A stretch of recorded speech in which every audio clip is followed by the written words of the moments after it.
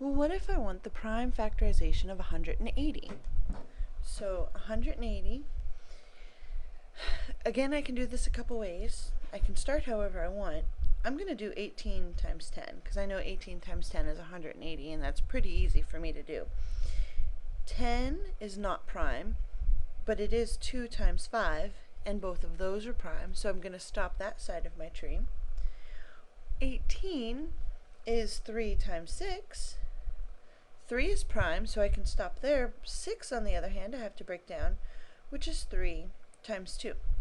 So, oops, these are the ends. These are my prime factors, which means my prime factorization is going to have, let's see, I have a 2, 3, and 5. Those are all my bases. And let's see, I have 2 times, so it's going to be 2 squared.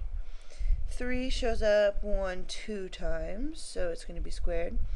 And 5 shows up once. So my prime factorization of 180 is 2 squared times 3 squared times 5.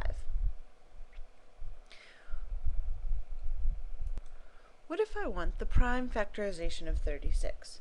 Well, 36 is 6 times 6, which is 2 times 3, and 2 times 3. These are my prime factors. That's where everything ends. So the prime factorization of 36 equals 2 squared times 3 squared. So hopefully you wrote that down. 2 squared times 3 squared. That's the prime factorization of 36. Well, how about the prime factorization of 90? Well, 90 is 9 times 10. 9 is 3 times 3, and 10 is 2 times 5. So these are my ends, my prime factors. So the prime factorization of 90 is 2 times 3 squared times 5, because that's how many times they show up. Well, now let's take a look at the prime factorization for 36 and the prime factorization for 90 and see what they have in common. So I've got 36 and the prime factorization of it, and 90 in its prime factorization. So I want to see what they have in common. Well, I noticed that they have 2's and 3's in common. So I'm going to bring down 2 and a 3.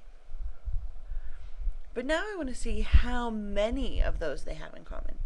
So how many 2's show up in both 36 and 90? So here what I do is I take the smallest exponent of that common factor. So over here I've got a 2, and over here I've got a 1. So the smaller exponent is 1, so it's 2 to the 1. Now I'm going to compare the 3. Here I've got 2, and here I have 2. So my exponent for 3 is going to be 2. So this is what they have in common. It's the most that they share. And so 2 times 3 squared, that's actually 2 times 9, which equals 18. And we just found the greatest common factor of 36 and 90. Greatest common factor is the biggest number that goes both into 36 and into 90. We want the biggest number that goes into both of them. So to do that, we find the factors that they share. So here we had the 2 and the 3, and then we find their smallest exponents.